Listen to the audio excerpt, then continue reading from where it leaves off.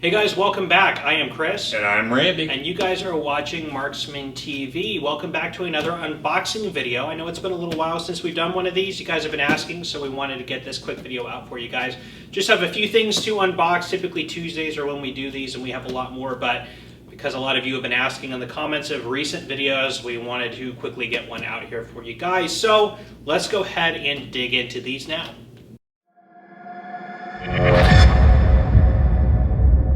Okay guys, first before we get into those boxes, we had a couple cool ones that did come in from local people through our website. This is a Henry Original Classic. This is really what sort of the model is the Henry Model 1860.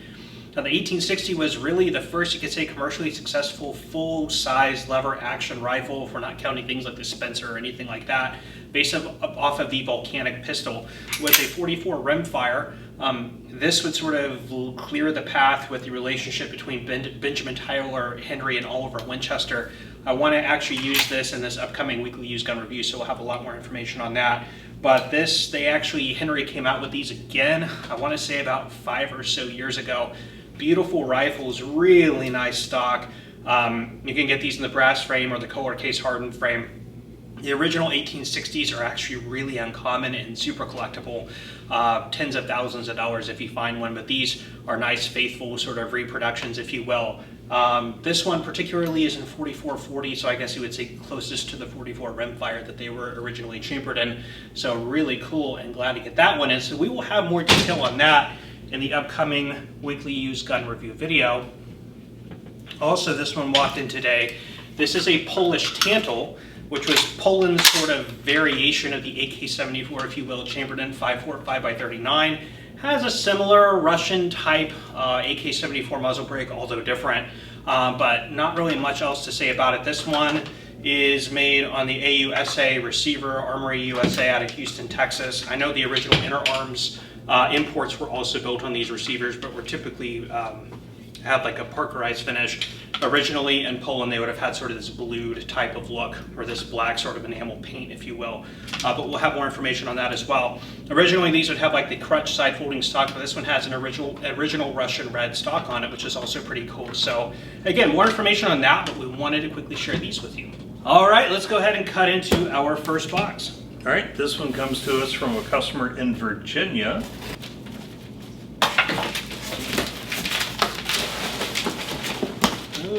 Virginia. Stack of guns. The wafers are not in the box, unless they're in the gun box. But wait, there's more. We will roll with it. Okie dokie. So these 4 come to us from Virginia. This one's taped shut. You have. Starting us off is one of everybody's favorite. This is a Taurus G2C. Now the G2C, this is a 9mm double stacked 12 round capacity. It does have a manual safety on it. Now one of the cool things about the Taurus G2Cs is these have been really, really popular for people who are more budget minded. So if you're looking for something, you're on a budget, especially used, these are very, very affordable firearms, typically around the 200 range. Really, really nice, very nice, ergonomic, good size and balance. They make really good concealed carry firearms, maybe between the size of like a Glock 26 and a Glock 19, and actually very reliable for what they are. Since the G2Cs have hit the market, this is one of the pistols that are most common that we have sold. So always like to get these, and they're always great sellers. So we have that one. The safety does work. We checked. Safety does work. Safety check. This is one I actually hadn't carried for about 3 years. The PT-111 G2 Millennium. It was the precursor to the G2C. Excellent gun. I put a lot of rounds through the one that I had, and it just functioned flawlessly. I mean, for the price point that these things are at, the G2s, the G2Cs, G3s, they're all a great choice. And actually, if you look at the market today, the Millenniums actually sell for around what the G2Cs do, so the pricing on them is close to the same, but very, very affordable and inexpensive. And excellent pistols, they really are. Yes. Now, unfortunately, we don't have the offer forms in here, so we'll have to go back to the computer and look at those, so we can't go over like the condition and all that with you guys. But I guess, I mean, we don't have them, but on this particular one, there is some holster wear up here at the front, a couple handling marks. Overall, not terrible. I would say probably good to very good condition. Probably the high end of good, low end of very good would be fine. But again, I don't know what the customer put on it yet. I would do the same thing with PT111 G2. I would say on the high end of good, probably there are some carry marks on it. I think that's just from shipping in the box. It kind of rubbed on the orange cardboard, but I would say on the high end of good, probably on this one. Yeah, I would agree with that. All right, next up, a Rock Island M200. That's stiff. The M200, the cool thing, again, just like these Taurus G2Cs, is if you're looking for a very affordable revolver, these are sort of the ticket. They are full steel construction, so they do have a good amount of heft and weight to them, which in a 38 special is actually going to lead to pretty good recoil impulse. But they balance well, they're well built. We've actually sold quite a few of these things new and used and haven't had anybody complain. But again, at around the couple $100 mark, they make a really good home defense, a truck gun, or anything like that. Looking at the condition of this one, I really don't see any significant type of handling marks or wear marks on it. I would probably say very good to excellent on this. Probably excellent, actually. Really doesn't look like it's been heavily used, really, if at all, and there's still some factory oil on it. Yeah, I agree with that. Also, other good news, 38 ammo is becoming available again. Now it's starting to come back. Yeah. With the ammunition shortage and everything. It was like 380 and 38 special were some of the calibers that were the toughest to get, and now we're starting to see that stuff come back onto the shelves. So again, things like this in 38 or small concealed carry 380 pistols are now becoming a more viable option with a better availability of ammunition.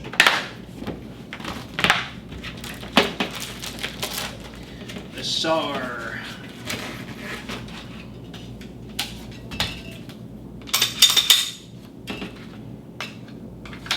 So the SAR carries a lot of characteristics. If you look at a lot of similarities to the VP9 from HK. So interchangeable, it looks like, interchangeable side plates and back straps, or is it just interchangeable back straps?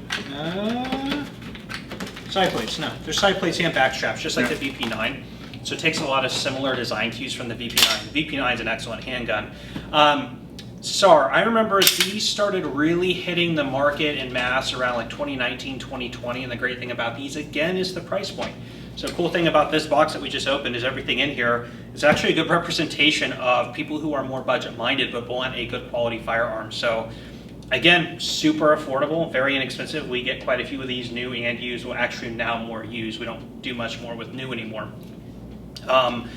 But all the ones we've sold probably several dozen of these, haven't had anybody complain about them. People tend to really like them and they get good reviews. So the SAR Silmaz out of Turkey.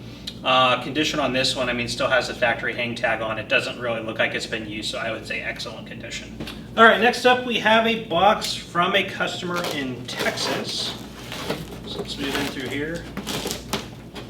It's been so long since we've done one of these that I don't quite remember where all of our fancy box cutters and swords and bayonets and things are. So we're going to go back to scissors, kind of getting it back to basics. All sorts of stuff. Let's see here.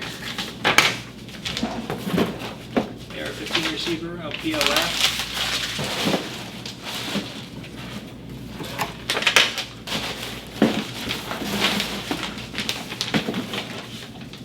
Interesting. I have a feeling that the tops of these are in a different box. It's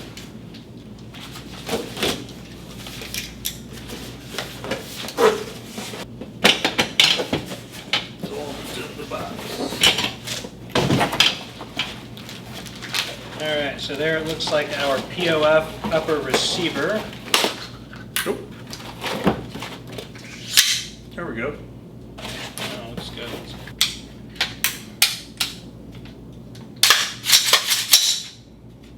There's one. Interesting, there's 2 bolts.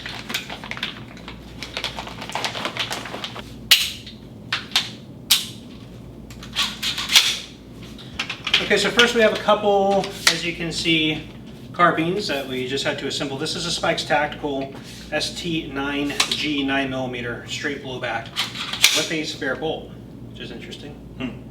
Yeah, anyway. Spikes Tactical, they make a lot of really cool parts. You can get all sorts of different build components, uppers, lowers, or even completed rifles. This one has Magpul furniture on it, barrel with an M203 cutout. There's your sort of gas deflector here on the right hand side, which is indicative of most AR-15 9mm carbines. Has oversized magazine release. It looks like an upgraded trigger. Let's give it. Yeah, that feels really good. I don't know exactly what that is, but I'm sure it was told to us on the form. First, if we go off the condition of it, Spikes Tactical 9mm carbine. Let's see. Customer said very good. There's a couple handling marks on it, but very, very light use. It looks like. I would say very good is fair. There's just a little bit of signs of use, but nothing out of control or unreasonable. So there is that. 9mm AR-15 carbines are a ton of fun. POF is a nice sort of, I wouldn't really call it high-end, but sort of middle-tier manufacturer. This one is a 5.56. Nice complete flat top upper, optics ready, anti-walk pins. Is it on this side? It's like an ambidextrous mag release. Ambidextrous fire control. Yeah, all ambi controls, which is really nice. Nice muzzle brake on there. What do you think about the condition of that one?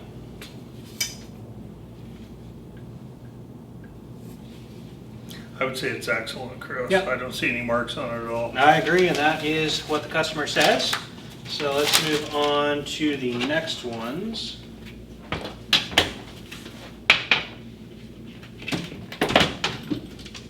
This is a TSIS 1911 with rail. This appears to be commander size with a 4 1/4 inch barrel. Sig PCS 1911. This is also made in Turkey. These are also really good firearms, really inexpensive actually 1911s if you're looking to get into one. Really nice slide, there's a little bit of rattle there, you guys can probably hear that. Front and rear slide serrations, Novak sights, cool kind of wood grip paneling. Dragon scale, Chris. Dragon scale. But very nice, you know, again, budget-minded 1911, there's nothing wrong with these, and we've carried these new and used, and people tend to generally like them. What do you think about the condition of that one?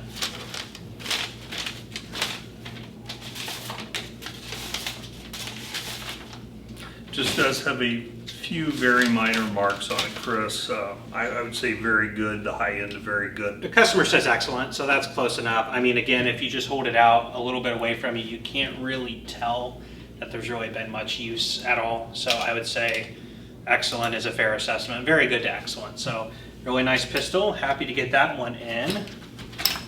And everybody's favorite, it's Turkey Day. Not to be confused with Thanksgiving. This is a Canik TP9 Elite Subcompact with the, looks like the flashlight, O-light, and everybody's, oh there we go, everybody's favorite, and it has a red dot on it, spike. Oh, there it is, it works, yeah, very nice.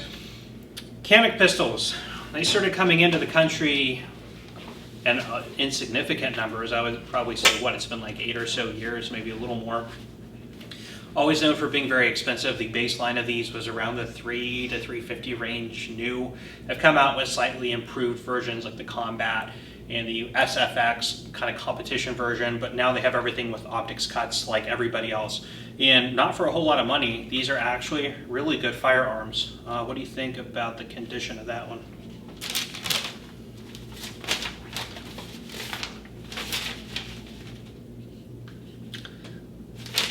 I would say it's in excellent condition, Chris. There's really no marks on it that I can see. Yeah, and that's what the customer said, and it's also got several magazines, like I said, O-light and optics, so pretty cool little package. So anyway, cool group of firearms, happy to get those in. We will move on to the next one. Okay, so we just opened this one and filmed the whole thing, but the mic was off, so you didn't hear any of it, so we're gonna redo it, but it's already out of the box, and we already know what it is now, so. Randy, what do we have here? Oh, it's a Sig P365, Chris. Unfortunately, they're not going to see all of how excited we were about this bag, but Yeah. we won't relive it because it won't feel as natural as when we first saw it. Right. Packaging always makes a big deal. It's a nice shopping bag. The gifts that we receive, shopping bags, sheets, pants, towels, Underwear, washcloths. laptop cases. Yeah. What else have When we the got? Dan Wesson barrel's wrapped in underwear, not so cool. But it was a Dan Wesson. It was a Dan Wesson. What do we have here? We have a Sig P365, Chris, and I would say it is the most popular of the subcompacts out there. Probably followed by the Hellcat, but hands down, I feel like the Sig P365 is the most common subcompact 9mm on the market today. And the one that most people gravitate towards when they're looking at a sort of micro 9. Sig really changed the game when they came up with this sort of 1.5 stack concept where you got 10 rounds of ammunition in the magazine in such a short, small, lightweight, easy to carry package. And then other companies have since come out with things like the Hellcat from Springfield, and you have the Shield Plus from Smith & Wesson, the GX4 from Taurus. So this is really the way people are going for concealed carry today, and this is one of the ones people gravitate towards the most. They also have the XL version with the longer slide and longer frame. You can get 12 and 15 capacity, 12 round and 15 round capacity magazines. And then there's the SAS, the SIG anti-snag with the weird bullseye sights on it. But really, really cool package. What do you think about the condition on that one? And actually, the customer didn't put the offer slip in here, so I don't know what they selected. We'll get it off the computer in a minute. But what do you think? I would say very good to excellent, Chris. Yeah, it looks like very, very minor carry marks. I would say, yeah, high end, very good, low end, excellent. So whatever the customer put, I'm sure will be fine. But very good firearm. Always happy to get in a P365. They never hang around long. So now that we've got the audio, hopefully, let's move on to the next one. Okay, last but not least, we have one from Florida. Whoa. This box is serious.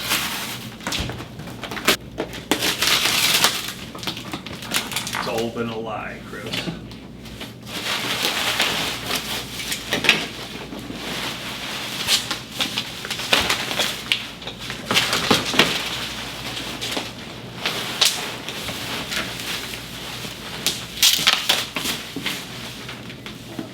Performance center boxes are nice. There. Okay. All right, what do we have here, Randy? Here to grab that. There you go. First up, we have a Smith & Wesson Model 19 Performance Center 357 Magnum. A very nice performance center. They come with the night sight. They come with the, I don't know if you can see this, but the barrel is ported just in front of the front sight. Two sets of grips. Two sets of grips. I think these are what they call the combat grips. Very nice, very smooth action. Just a very nice example of the Model 19. And we just got another Performance Center 19 in the shop through the front door like a few days ago. So that's pretty cool. So now we have two. Yep. And but yeah, the Model 19. This is which frame?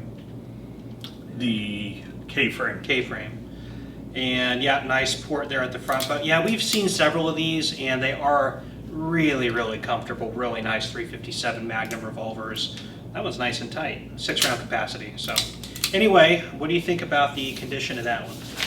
One thing real quick, Chris, this is 3-inch barrel, which I think 3-inch is very popular in revolvers right now. There's some marks on the cylinder, some carry marks. I would still say it's in very good condition. The customer said good, and I would agree. I would say very good condition. It's really hard to tell. There are just a couple light marks, kind of light scratches on the cylinder itself from obviously having been carried, but obviously there's a turn line on it. But other than that, the thing looks really clean. So, very nice. Yeah, nice quality, nice looking revolver. So very happy to get that one in. And what's the last one we have there? Last one we have is one of my favorites, and I think it's one of your favorites as well. It is a 686 Plus 7 shots. if you guys can see, 7 shots instead of 6. And it's a non-cut cylinder. Oh, non-cut cylinder. This is very, very nice. Yeah, I like that. So it's got this sort of this smooth slab side, non-fluted cylinder on it, which I just think looks elegant on a firearm. Looks like the 6-inch barrel. And as Randy mentioned, on the Plus model, you're getting the 6th round, so it's one step up from the basic 686 model. You guys, if you've been watching the channel for any significant amount of time, you know that the 686 is my favorite .357 Magnum revolver. And we do get a ton of these in. They're well under $1,000. Really, really, really nice firearms. I love the 686. Great even if you're going to shoot 38 or 38 plus P. So they don't break the bank, and these things are just workhorses. They work. I've owned several 686s. I love them all. So really happy to get that one. What do you think about the condition? I would say the condition is the high end of good to very good, Chris. Yeah, customer said good, so I guess we're right there in line. A couple little marks there, but again, nothing terrible. It just looks like it's been carried a little bit, but still nothing wrong with it. Really nice looking revolver. So we will end it up with those. All right, guys, well, that is all we have to unbox for you today. Thank you so much for stopping by and checking out this video. If you have any questions, please leave those down in the comment section. If you enjoyed this video, let us know by giving us a thumbs up. And please subscribe to the channel and hit that bell notification button if you want to see more content like this. We will leave you off there. I am Chris. And I am Randy. And you guys are watching Marksman TV here with Marksman Shooting Sports, and we buy guns. We will see you next time.